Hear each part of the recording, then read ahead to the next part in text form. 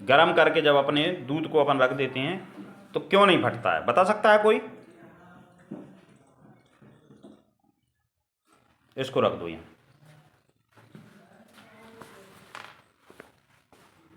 बताओ ना, मैं पूछ रहा हूं, बता।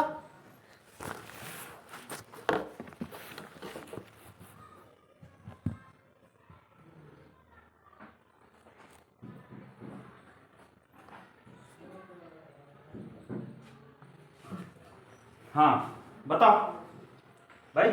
जब दूध को अपन गरम करके रख देते हैं, दूध को क्या कर देते हैं? गरम करके रख देते हैं, तो उसमें उपस्थित लैक्टोबैसिलस नाम के जो बैक्टीरिया होता है वो मर जाता है, या मान के चलो नहीं बचता है वो उसमें, तो वो दूध नहीं फटता है।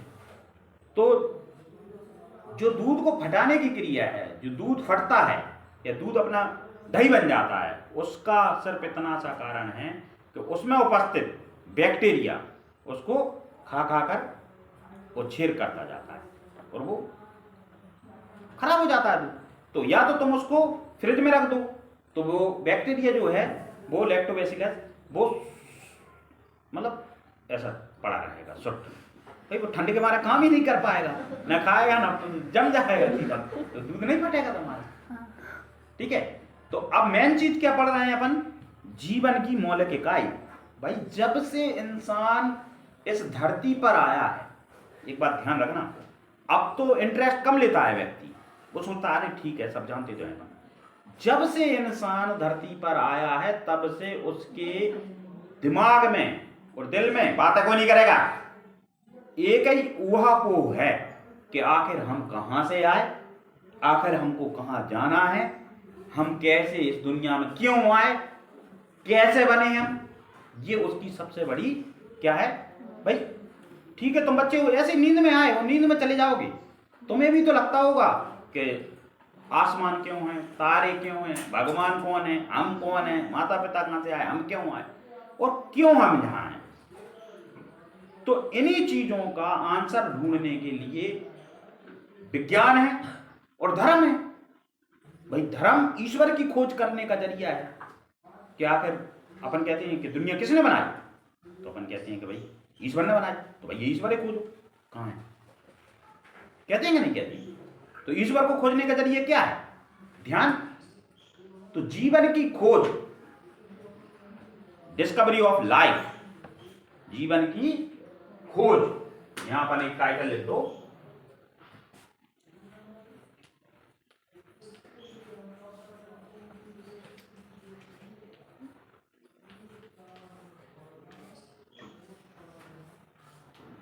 जीवन की खोज।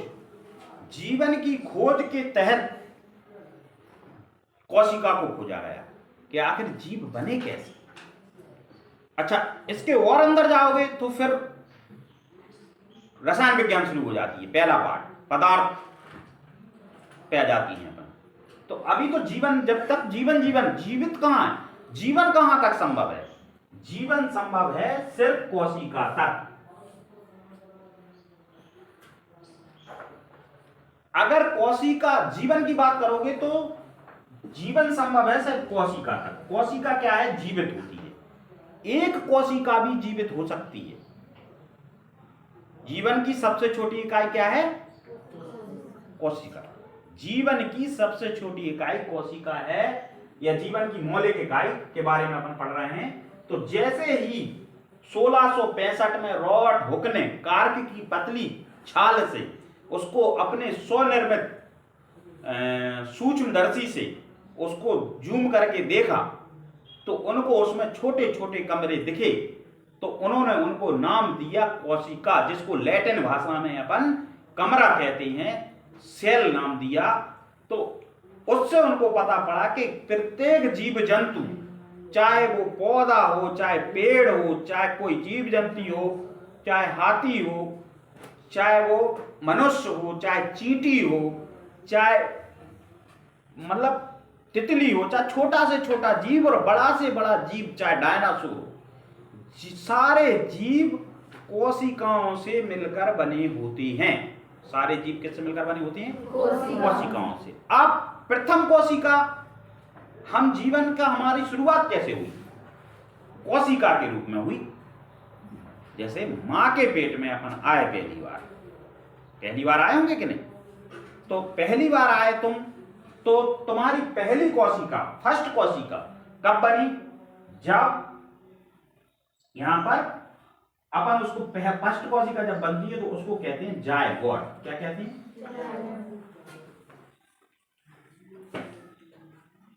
जायगोट। ठीक है, मतलब फर्स्ट कोशिका बनी तुम्हारी तो जायगोट। अब वो कब बनेगी? फर्टिलाइजेशन के द्वारा। किसके द्वारा बनेगी? फर्टिलाइजेशन के द्वारा, जिसको अपन कहते हैं निषेचन क्रिया। जिसको अपन क्या कहते हैं? निषेचन क्रिया।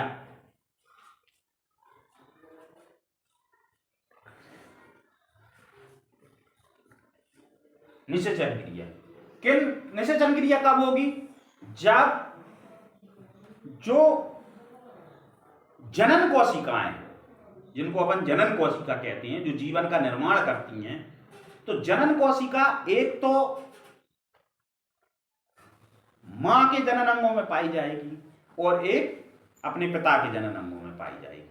तो जिसको अपन कहेंगे स्पर्म। क्या कहेंगे? स्पर्म। इसको कहते हैं शुक्राणु। हिंदी में क्या कहेंगे? शुक्राणु। ठीक है, ये इसका आकार होता है सेम ऐसा रहेगा और एक पूंछ सी रहती है। आंखों से नहीं देख सकते अपन इसको, आंखों से नहीं देख सकते अपन इसको। स्पर्म काउंट करोड़ों में है। इंसान के पास एक पुरुष पूरी दुनिया बसा सकता है, एक ही इंसान, इतने स्पर्म होती हैं उसके पास।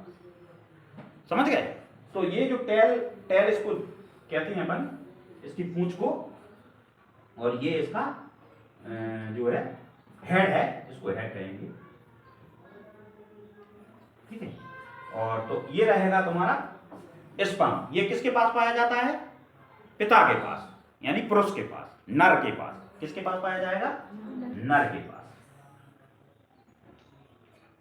प्रत्येक पूरी धरती पर दो प्रकार के, मतलब जाति कौन है? जाति, अब ये देखो अपन कितने बदमाश हैं, अपन ने यहां आकर हजारों प्रकार की जातियां बना ली, जबकि ये सब फेक है, इसका कोई आधार नहीं है।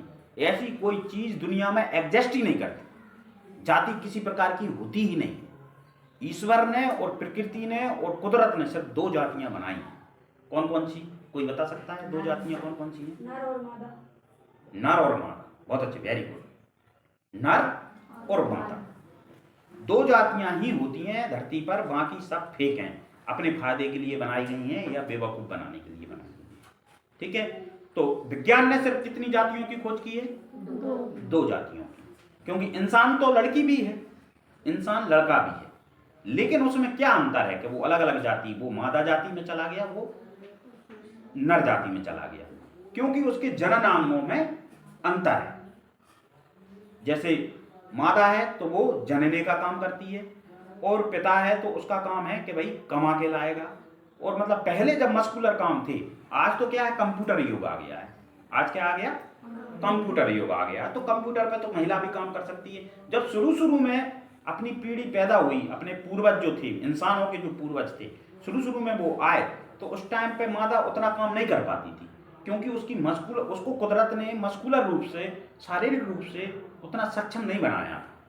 वो मतलब शिकार नहीं कर सकती, या भेड़िया आ जाए, कोई आ जाए, जानवर आ जाए तो उससे नहीं लड़ सकती थी, भाले से प्रहार नहीं कर सकती थी शुरू में। आदम जाति देखो ना तुम, जब इतिहास में पढ़ोगे तो आदम जाति को पढ़ना पड़ेगा तुमको। आदि जो अपने पूर्वज थे, उस टाइम पे जब आग की खोज नहीं हुई थी, या मतलब विज्ञान नहीं आया था उस टाइम पे। अब विज्ञान आ चुका है, तो अब नर मादा दोनों बराबर हो गए हैं, क्योंकि जो काम पुरुष कर सकता है, मैं पढ़ा रहा हूं तो तुम भी पढ़ा सकती हो, महिला भी पढ़ा सकती है, उसमें क्या दिक्कत है?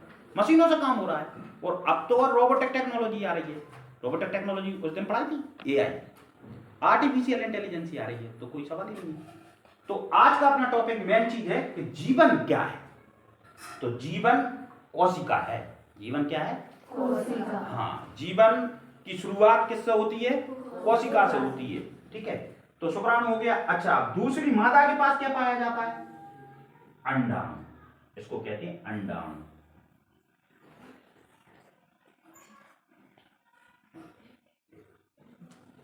क्या पाया जाता है? अंडाणु। तो मादा के पास क्या पाया जाएगा? अंडाणु। ये भी जीवित हैं, ये मरे नहीं हैं चीजें, लेकिन जीव का निर्माण इन दोनों के मिलने से होगा, इन दोनों के मिलने से होगा।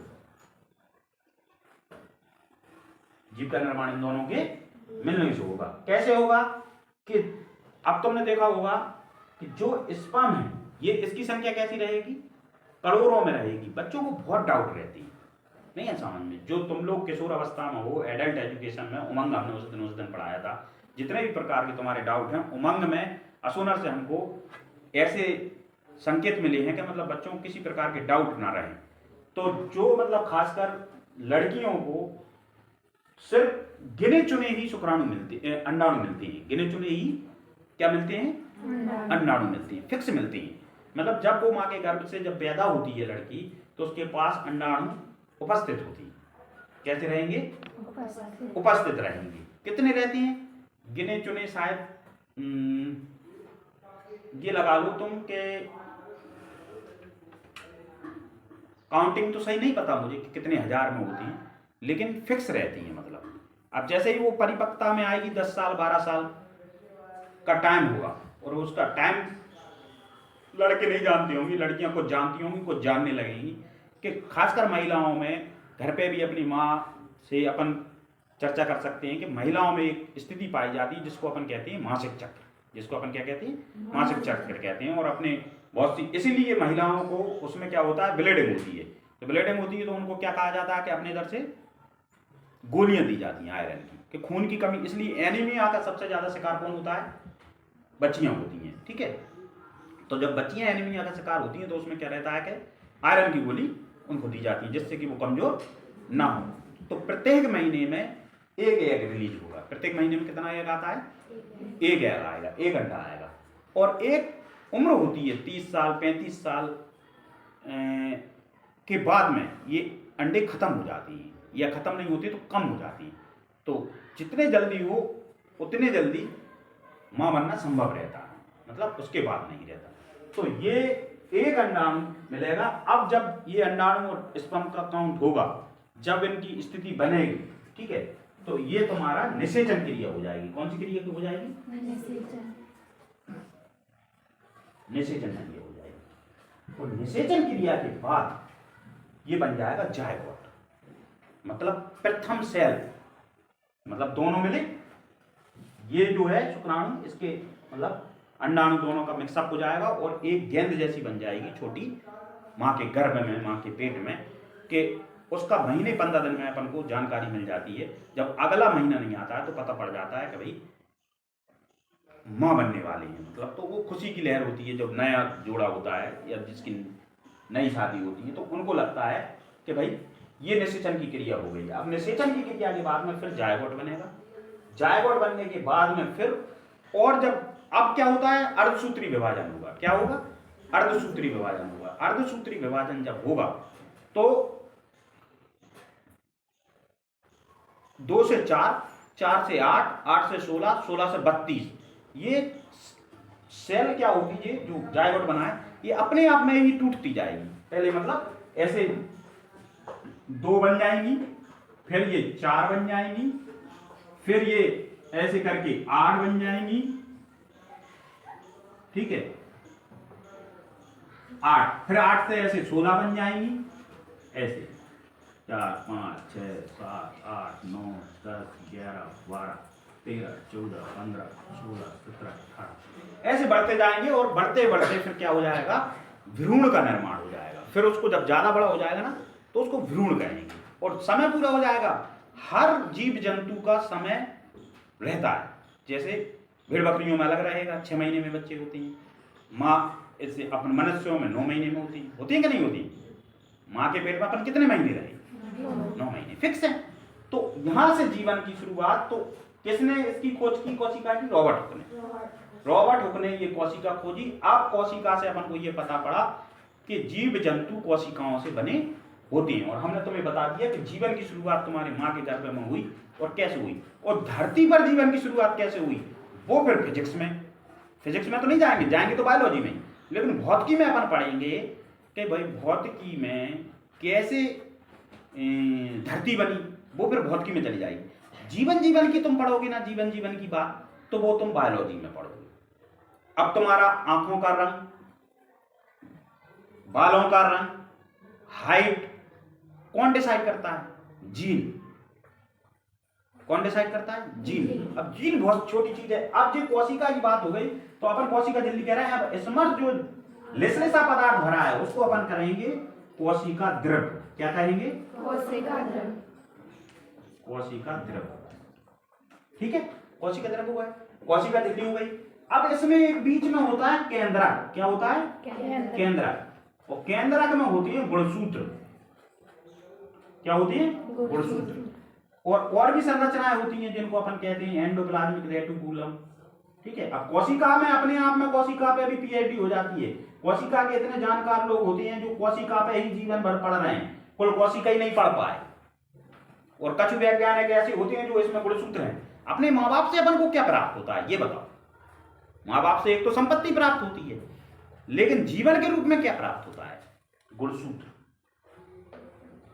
और ये तुमसे क्वेश्चन पूछा जाएगा, कितने गुणसूत्र, कितने जोड़े गुणसूत्र पाए जाते हैं?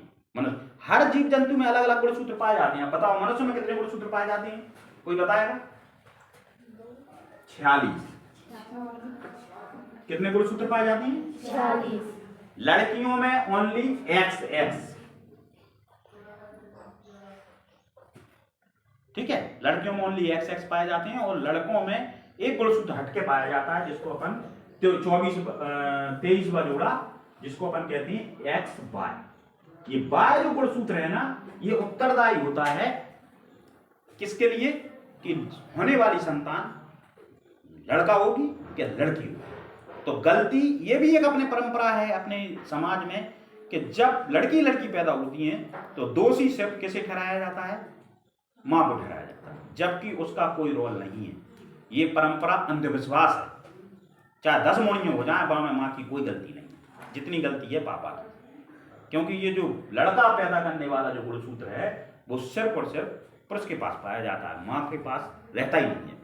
ये विज्ञान ने खोजा है, समझ गए? तो ये अंधविश्वास। अच्छा, एक और अपन कार्यक्रम चलाने वाले हैं, मुबारक सरा जाए, कि जादू नहीं विज्ञान है। एक और कार्यक्रम कौन सा चलाने वाले हैं? जादू नहीं विज्ञान है। तो पानी में आग लगना या किसी प्रकार की चीज होना, ये जादू नहीं विज्ञान है। ये अपन जो अपने पास सामग्री आ जाएगी, जब तो जैसे अपने पास सामग्री आ जाएगी, अपन लोग जादू नहीं विज्ञान के प्रैक्टिकल उस सामने लैब बना लेते हैं, उसमें करवाया करेंगे, ठीक है। तो सबसे पहली चीज, तो अब कितनी चीजें पढ़नी है अपन ने? जीवन की मौलिक इकाई हो गई, कोशिका की सेल हो गई। अच्छा, जिस प्रकार से एक एक कण से मिलकर ये दीवार बनी है, एक एक ईंट से मिलकर, उसी प्रकार से अपना शरीर बना है, ठीक है। अच्छा, इसके बाद में कोशिका के बारे में ही पढ़ रहे हैं। कोशिका क्या है? अपने आप में एक जीवन है, जीव है। तो कोशिका अपने आप में जीवित चीज है। कोशिका अपने आप में कैसी चीज है? जीवित चीज है। आप कोशिका जीवित चीज है। कितनी चीजें हैं इसको? अब ये एंडोप्लाज्मिक रेटिकुलम है, ठीक है, इसको लिख लेना, लिख देंगे। अच्छा, इसमें जो अंदर XX दिखा रहा है तुमको, ये गुणसूत्र है। क्या है? गुणसूत्र। अच्छा, इसके बाद में जो अंदर इस गोले में जो गुणसूत्र हैं वो क्या है? केंद्रक है। केंद्र में है, इसलिए उसको क्या कहते हैं? केंद्रक है। और जो हमने जो कोशिका के चित्र बनाया है, ये चित्र बनाने के लिए 5 नंबर मिल जाती है, ठीक है। केंद्रक अंदर क्या है? ये केंद्रक है। केंद्रक में क्या पाए जाते हैं? गुणसूत्र पाए जाते हैं। केंद्रक में क्या पाए जाते हैं? गुणसूत्र पाए जाते हैं। अच्छा, एक और चीज होती है ऐसी ऐसी, तो इसमें ऐसी ऐसी ऐसी ऐसी ऐसी ऐसी, इसको कहते हैं माइटोकॉन्ड्रिया। क्या कहते हैं? माइटोकॉन्ड्रिया। अब इधर लिखने के लिए जगह नहीं दिखा रही मुझे, लेकिन मैं लिख देता हूँ, इधर लिख देता हूँ। माइटोकॉन्ड्रिया।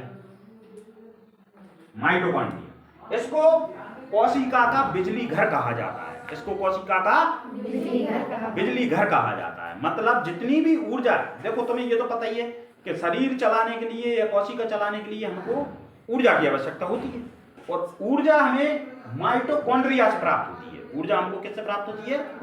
माइटोकॉन्ड्रिया अपन जो भोजन करते हैं वो एटीपी के रूप में यहाँ मतलब सुरक्षित हो जाता है। समझ में? मतलब माइटोकॉन्ड्रिया में ऊर्जा संरक्षित हो जाती है और जो जरूरत पड़ती है तो माइटोकॉन्ड्रिया से अपन को एनर्जी प्राप्त हो जाती है।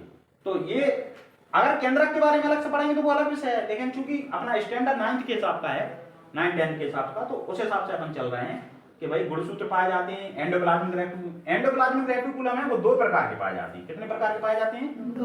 2 प्रकार के पाए जाते हैं। एक तो होते हैं चिकने एंडोप्लाज्मिक रेटिकुलम, ठीक है, अंतःप्रद्रव्य जालिका, मतलब हिंदी थोड़ी सी कठिन हो जाती है।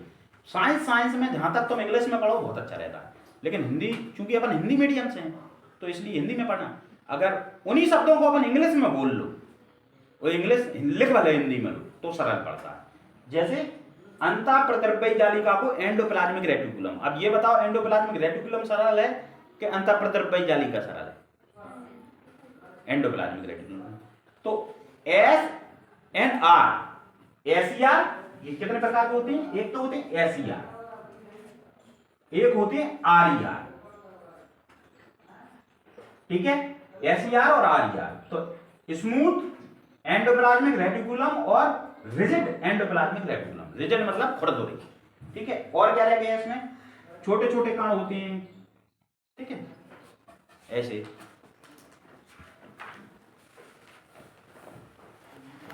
ठीक है, गोल कण होंगे छोटे छोटे, जिनको अपन कहते हैं लाइसोसोम। क्या कहते हैं?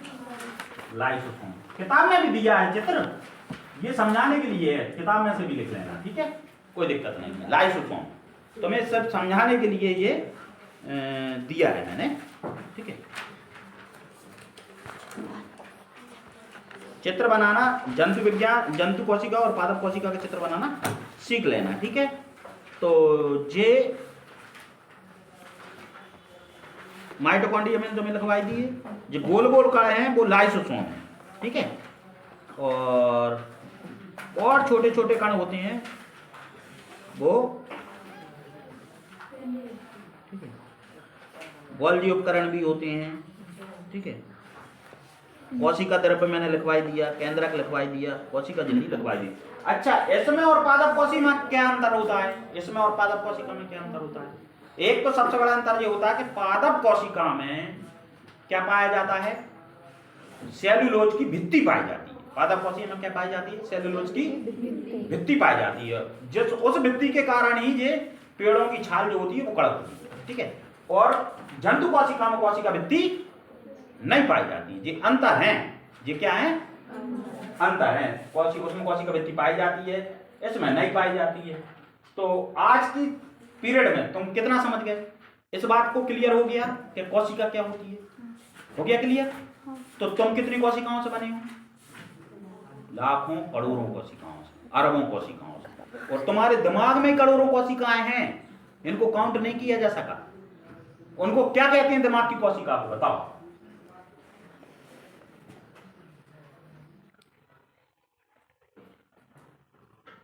न्यूरॉन। दिमाग की कोशिका को क्या कहते हैं? न्यूरॉन। और दिमाग का इलाज करने वाले को क्या कहते हैं? न्यूरोलॉजिस्ट। इसलिए जब भी दिमाग की बीमारी होए तो न्यूरोलॉजिस्ट के पास चले जाओ, क्योंकि उसे न्यूरॉन की जानकारी है। इसी प्रकार से हर चीज को, अब ये कोशिका हो गई, अब बहुत सारी कोशिकाएं मिलकर क्या बनाती हैं? ऊतक, जिसको अपन टिश्यू कहते हैं। बहुत सारे टिश्यू मिलकर क्या बनाते हैं? अंग, जैसे हाथ, पांव, दिल, गुर्दा, पेट, सब अंदर की चीजें। फिर बहुत सारे अंग मिलकर क्या बनाती हैं? शरीर। तो तुम खड़े हो सामने, समझ गए जीवन? अब अपन जीवन इतना ही काफी है तुम्हारे स्टैंडर्ड में। तुम इतना ही समझ जाओ कि कोशिका कैसे बनी, फिर ऊतक कैसे बनी। 6वें पार्ट में ऊतक है तुम्हारे, हैं ऊतक? पॉलेनकाइमा, पेरेनकाइमा, कौन कौन सी, ठीक है। संयोजी ऊतक, रक्त को संयोजी ऊतक कहते हैं। तो तुम्हें इतना ही समझना है कि कोशिका कहां से आई, ऊतक कैसे बने, फिर अंग कैसे बने, अंगों के क्या काम है, और शरीर कैसे काम करता है। ये तुम्हारे लिए ठीक है। अब तुमको ऐसा जीवन में वैज्ञानिक का भी फिर आगे चल के बनाओगे तुम, ठीक है। तो धीरे धीरे कितना काफी हो गया? 5 पार्ट बढ़िया पढ़ना, उसके क्वेश्चन समझना, याद करना, कोई डाउट आए तो हमसे पूछना। ठीक है, आज के लिए इतना ही काफी। ओके, और कोई किसी को डाउट हो तो पूछ लो, पूछ सकता है। समझ में आए? और हमने बता दिया है तुम्हें कि सर्च कर लेना अनीश सर ऑफिशियल और उस पर देख लेना। ठीक है, जो नहीं आए पढ़ने उन्हें बता देना, जो नहीं आए पढ़ने उन्हें बता देना।